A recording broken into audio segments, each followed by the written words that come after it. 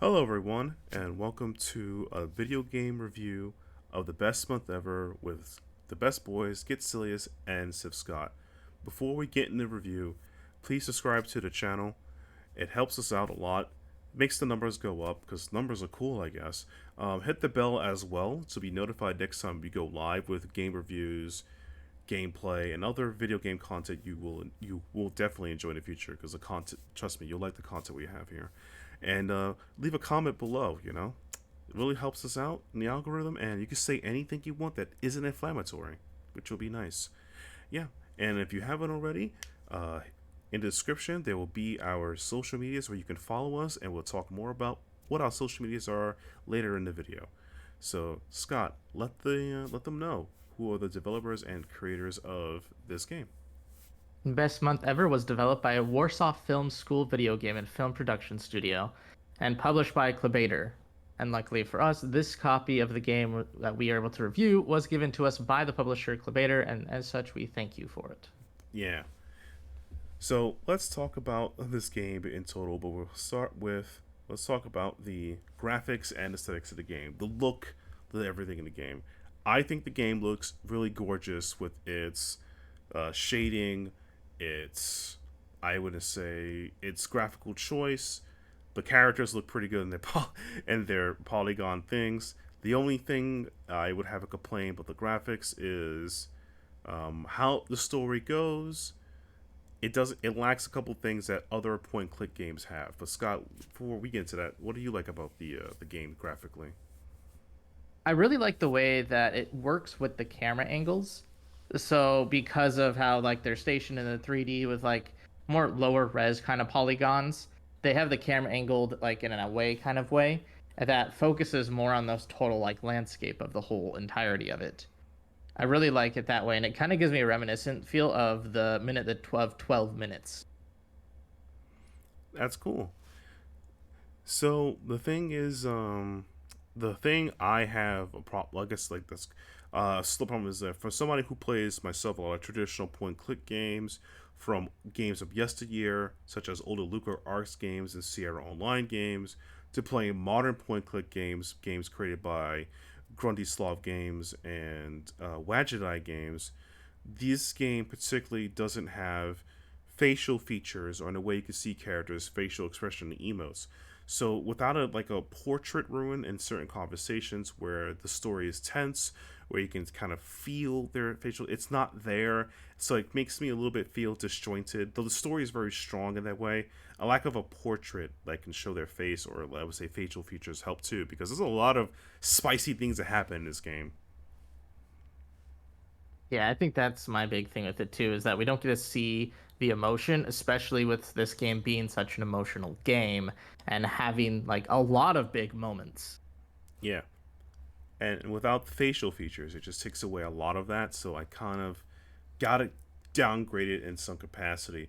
But overall, I think the game's graphics and how smooth it is from seeing the characters to the modeled cars, and there is, I guess, like the houses, the model. It's like the backgrounds are solid, really too. The majority of the backgrounds are very solid.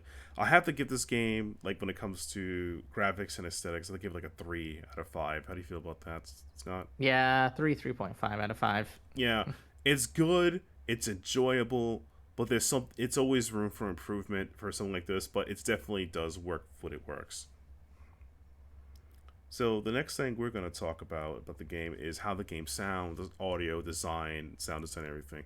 First of all, this game is fully voice act, and it is beautiful. The voice acting is solid in this game. I can't really talk enough about it.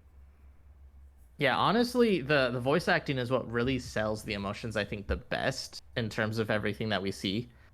And I think that's why I really like also that, as well as just the sound design in general of the rustling of leaves, just the aesthetics of the sounds that you are when you're outside in the real world.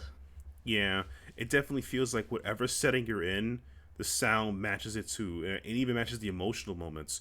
The way I describe the sound design in this game is I'll compare it to, for those who've watched the one of the best cartoons of the 2000s era, or that just finished, is Samurai Jack by the Genndy Travagovsky. I'm horrible at his names, but Samurai Jack. Samurai Jack has amazing sound design where entire episodes have minimal voices, and everything you hear, everything that happens is just crisp and beautiful. And that's how I feel about this game. Like every sound was done in a way where you feel the situation, you feel the need, what's going on. You are a part of the world. You feel the joys of being out in the camping fire, catching fireflies and eating fish. You feel the tension of confronting your trauma. You feel the tension of talking to your child the first time about what happened in the past, about their family, things like that. The sound really does a great job doing that. I 100% agree with that. Yeah, and for that, we're going to give it. I'm going to stand by a 4. Is that a good score for you, Scott? Yes, I'd say 4. Yeah, 4. It is just amazing. The sound design is just really good. Shout out to everybody who worked on that. And now we're going to get to the meat and potatoes of it. We're going to talk about the gameplay. Now, as mentioned before, this isn't a traditional point click game from yesteryear or modern year in some capacity. This is, I would say, very similar to TellTales style esque point click games, such as like The Walking Dead, Wolf Among Us. You can even say Tales of Borderland, where it's a much more narrative driven. Oh yeah, definitely more narrative driven. And because of that, puzzles and elements like that will be a little bit not the main focus. We're not going to get brain teases. We're not going to have to look up. We're going to use some Google foo to win at this. These puzzles are, most of the puzzles and actions are very straightforward. Like, oh, I need a key. Well, the key, just walk around, you'll find the key. So, not that, insanely difficult. Yeah, and most of like the choices too is not like very difficult ones as much as they're like emotional ones. Yeah. So in this game, you have choices that will affect Mitch, the young boy.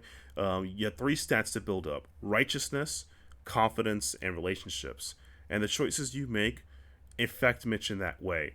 Mitch will inadvertently be almost somewhere in every scene that something happens because that's how it works.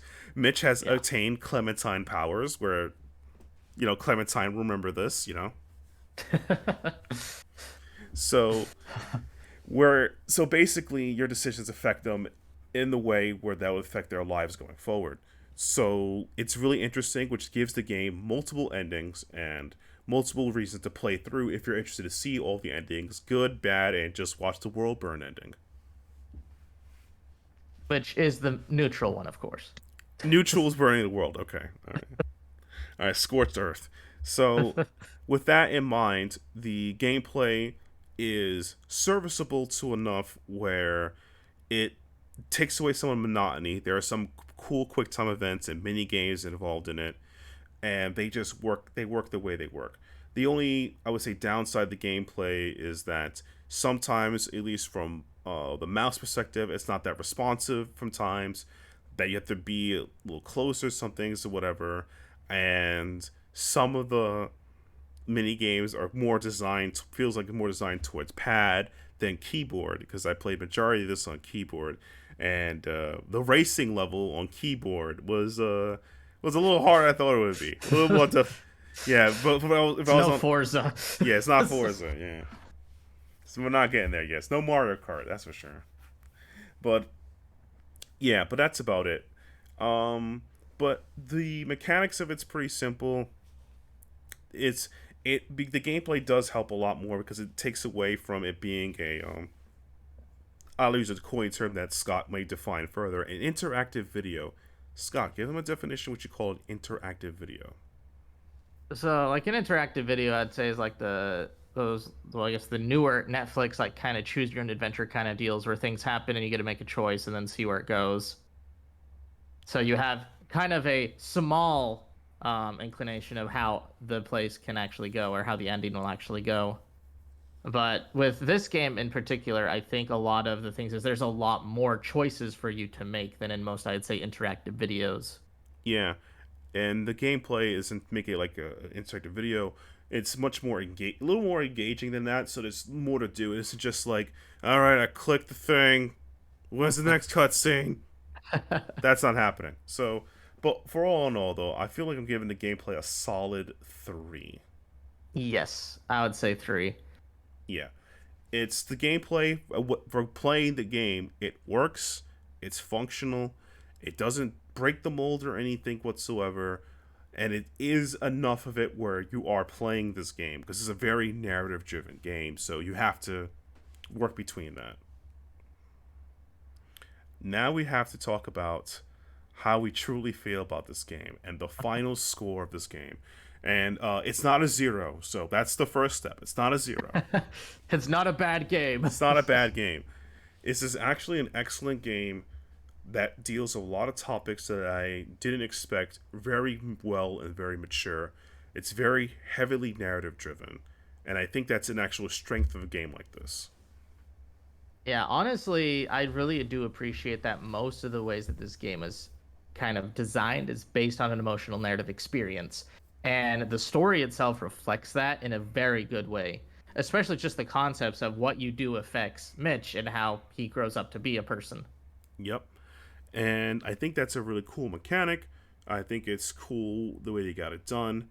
And I think that overall the game experience, because how the story is told, the actions you take, the needs of multiple playthroughs if you want to see it, I feel like giving this game a solid four. I cannot recommend this for anyone else.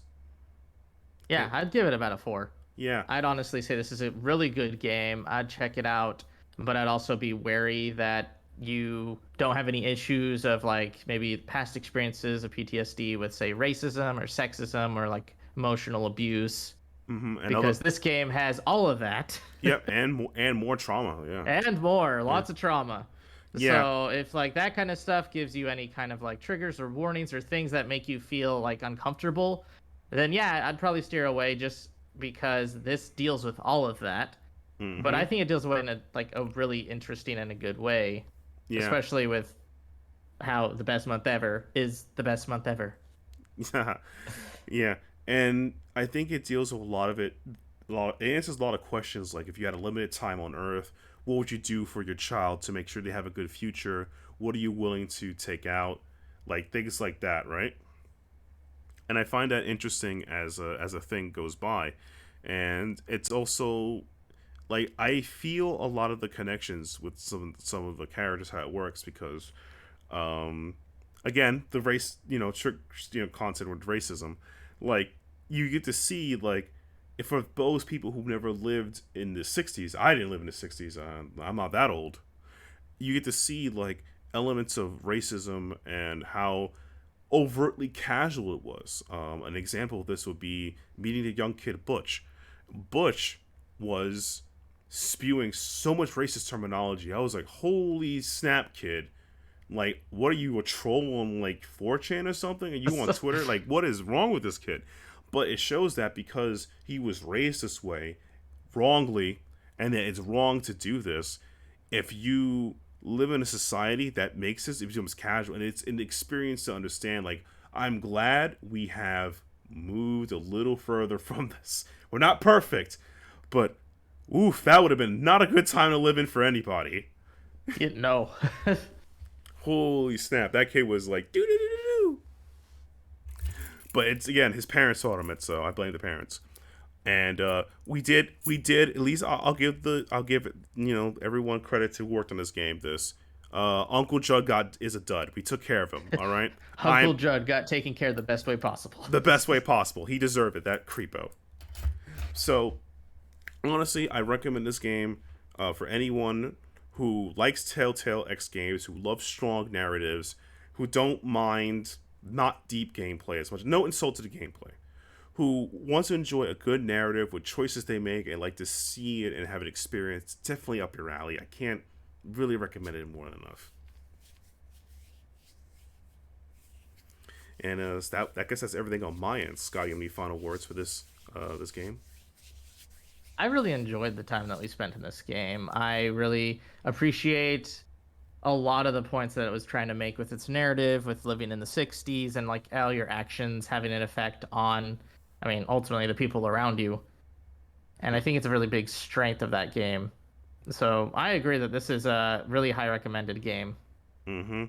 And with that, I get Silius and Sif Scott will remember your decisions you made for playing this game. And with that, thank you everyone for sitting by the review. If you haven't already, once again, sub to the channel. It really helps us out. And hit the bell as well if you're subbed or you haven't subbed. Please do both. It will notify you next time we have content going up. We play several games. We got cool stuff. We got reviews, news roundups, things, all the jazz. You will like that stuff for sure. Leave a comment. Tell us what you thought about it. Did you think we're blowing up the water? Did you like the game story? Did you think it was too spicy? What was your favorite spice? Let us know, and we'll definitely get back to you on that one. And as I mentioned, if you hit the description, you'll be able to find our link trees where you'll follow us on various social medias. You can follow me on Twitter at GetSilius, and you can follow Scott on Twitter at Sif Scott. We also stream as well. You can find me on twitch.tv/GetSilius underscore, and you can find Sif Scott at twitch.tv/SwitScott. You can find that information in the description below. You hit our link trees, and you'll find all the various other projects we're working on. This is GetSilius and Sif Scott signing out with our review of the best month ever. And Scott, take it away. So we talked about the best month ever, and I'm grateful for it. And we got this copy from Clubator, who is the publisher. The developer is Warsaw Film School Video Game and Film Production Studio. And thank you for watching. See ya. See ya.